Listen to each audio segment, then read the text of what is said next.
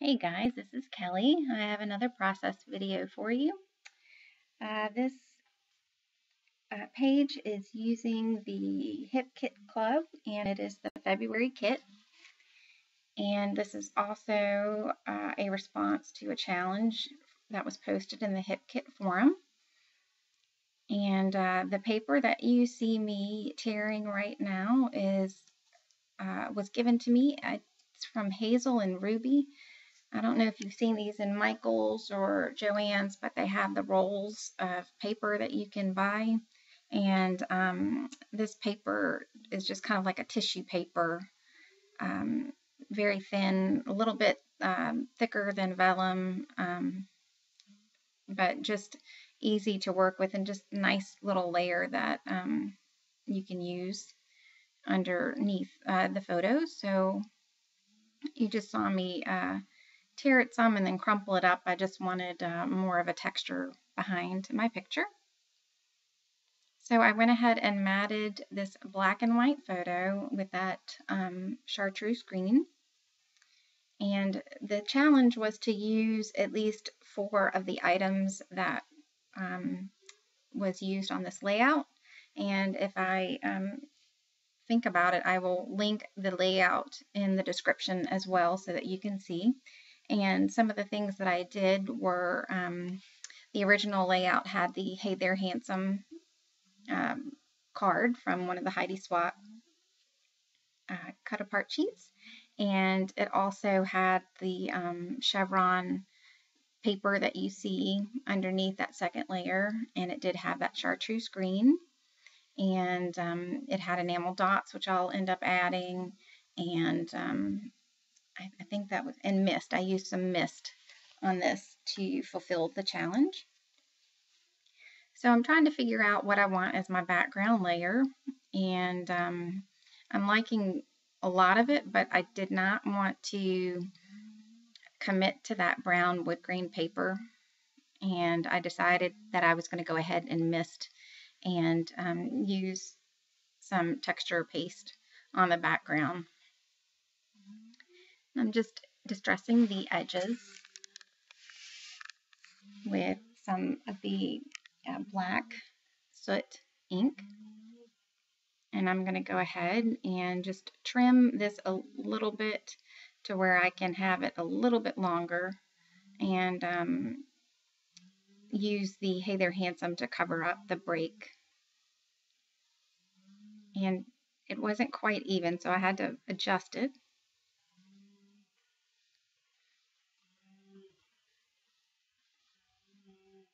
And this kit came with a bunch of die cuts.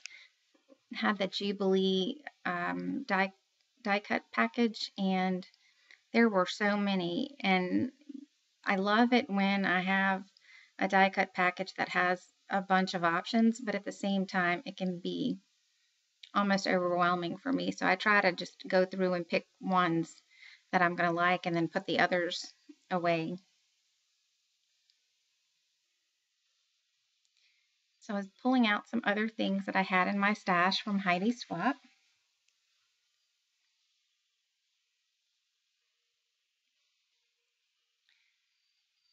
So I decided to use this stencil on my background. I wanted to kind of see which one of the two that I would like.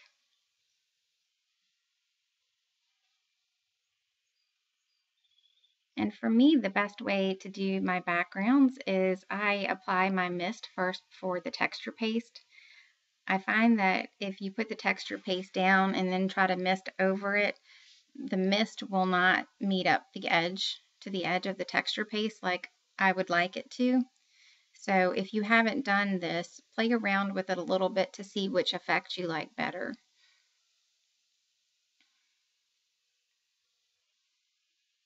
So I am just taking a baby wipe and sponging on some gesso, and Irit, I think, was the one that I originally saw this on a video, and I really liked it. It just allows for the lightest coverage of gesso, And I just did the areas where I thought that I would be misting.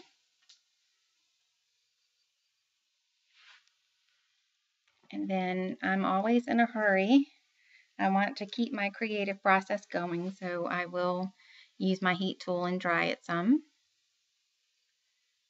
And I do find that if I dry it front and back, it helps to prevent some of the warping.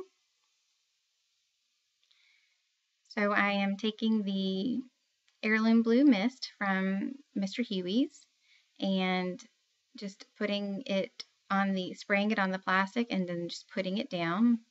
And I'm alternating that with the Chartreuse from Heidi Swapp. And I like that the way, I like having the colors overlap in this and mix, just, you know, so that one area is not just the blue and the other area is just not the green. I like it kind of swirling around together, which is why you just saw me kind of dot it around that one clump. And this is so fun. If you haven't tried this, you just need to let your inner child out and do it and have fun. And you don't even need to apply the gesso. For just a little bit of mist like this, I just did it because I wasn't sure how much I would end up doing. I didn't have a clear picture of what I planned to do with this. I just wanted to play.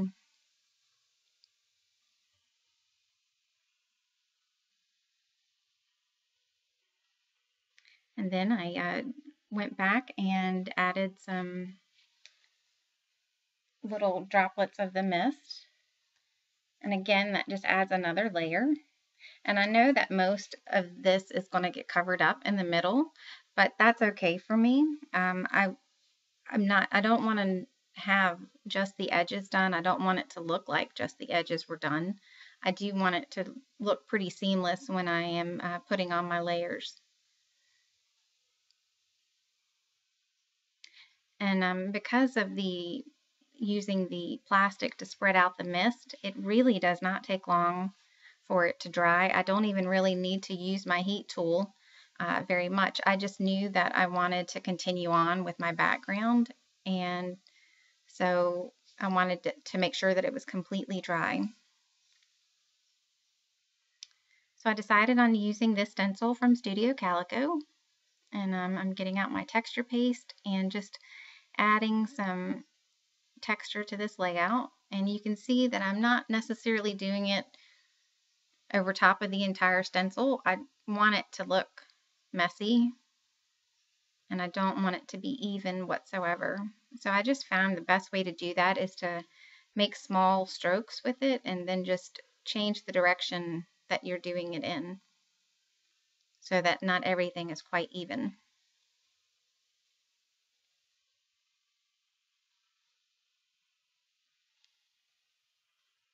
And I'm just taking a minute to clean off my mask. I have baby wipes and paper towels right at my desk because I don't want to have to take the time to go to the sink and, you know, leave my craft room to go clean it. I find that if I use the baby wipes with the paper towels right away, I don't have to.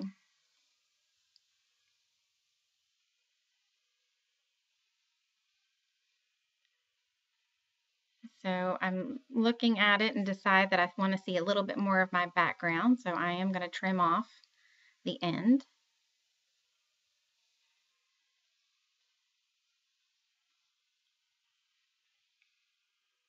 And I'm really starting to like the way this is looking.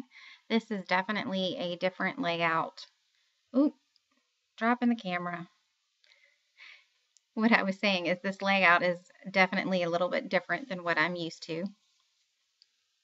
Now what I'm trying to do is make my own color of blue. I wanted it to be the dark navy, and what I would suggest to you is I put a little bit of white and then the blue because I never know quite how much the color is going to dilute, and I did not want to make a huge pile of this paint because I knew that this wood veneer was the only thing that I wanted to paint. So you see that I added a little bit of the white, and that was really just a drop, and added the blue to it little bits at a time to get it to the color that I wanted.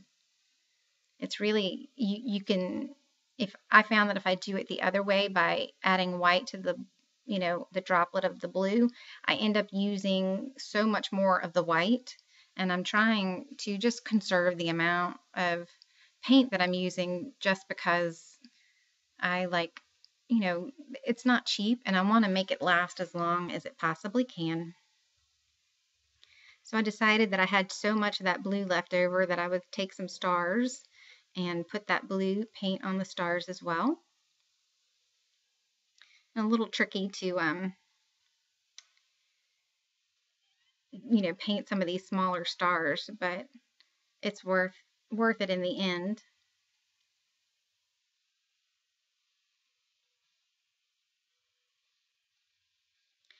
And I have a jar of water that I keep on my desk. You can see that on the left-hand side.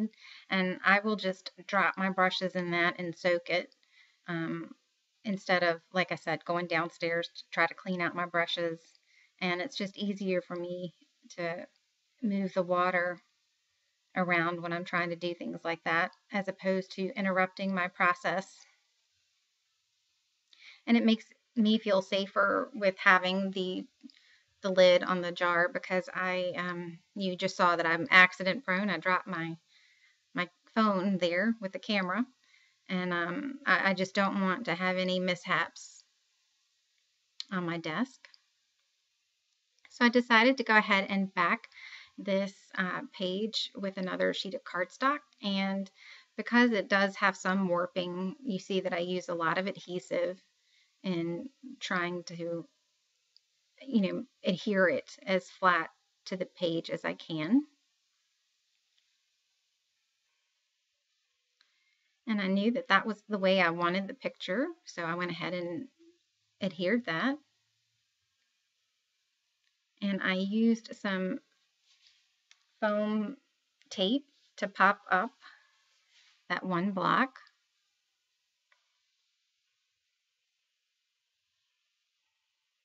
And this picture is funny for me. My son was 14 in this picture, and he has blonde hair, and he does not really need to shave, but his lip looks dirty if he doesn't shave. So I had to do it. I had to make him, because, when you're looking at him, it looks like he has a dirty face. And, as a mom, that just drove me crazy. So my husband was trying to show him how to pull his lip tight so that he could do it. Now, those stars that I put on the page did not come in the kit, but they are from Heidi Swapp. So I just thought that it would make a nice touch on this page.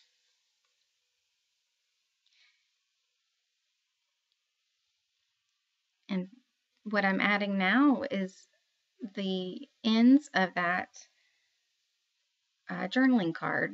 I figured if I could get them to work on this layout, I might as well use it, because otherwise they'll just sit on my desk.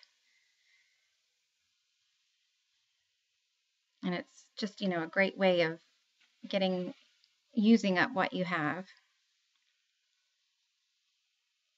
So I was checking to see if the stars had dried, and for the most part they had. I just wanted to make sure, because that dark paint would completely make a mess if it wasn't.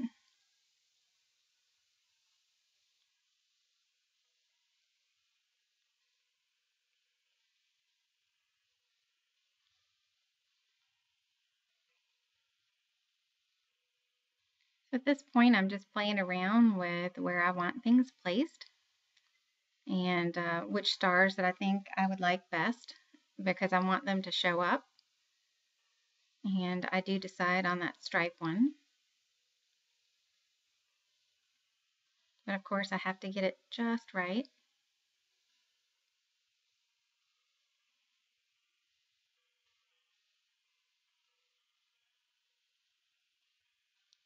And using my quick dry adhesive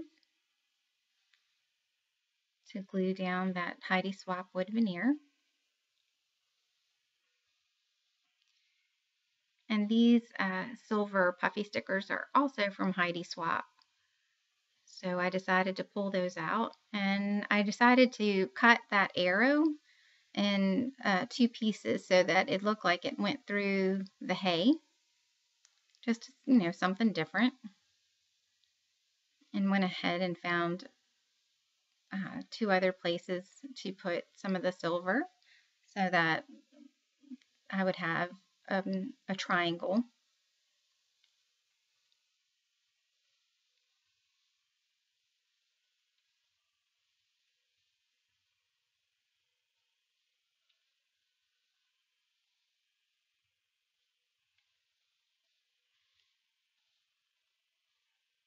So I finally decide on this little teeny arrow on that bottom right hand corner.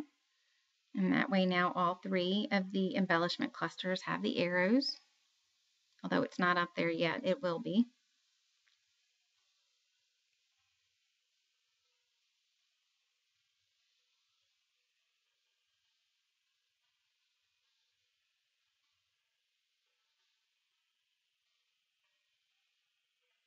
So I'm trying to get some of these puffy stickers to work from the kit, and I'm only able to make the one work that's actually on the top left-hand corner of the photo.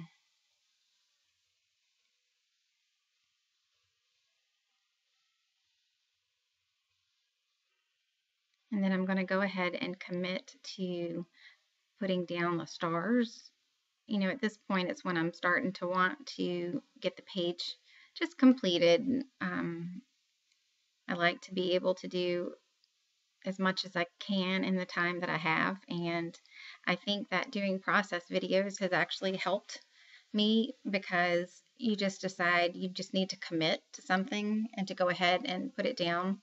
And it led for me to have a very productive month in February, and I had 20 layouts done. So I don't think that March may not be quite as productive, but I was so happy with what I was able to get done. And I do think that it has been as a response from all of my comments from my YouTube channel. So I would have to thank you for that, because without your support, I wouldn't be wanting to do as many of the videos, which, I have to actually scrapbook if I'm going to make the video. So this has definitely been a fun challenge for me. And I am just about finished with this layout. And like I said, it's not one of my normal styles. The colors are definitely out of my comfort zone, and some of the papers are as well. I'm definitely more of a girly scrapbooker, just because those are definitely the colors that I love. But when you have a boy, you can't always get away with girly things on their layouts. So I want to have things in his album that he enjoys as well. So again, thank you for taking a look at my video, and thank you again for my new subscribers. Please leave me feedback if there's anything that you want to see, or if you have any questions, and I will try to get back to you as soon as I can. And I do have some stills at the end. Thanks again. Bye.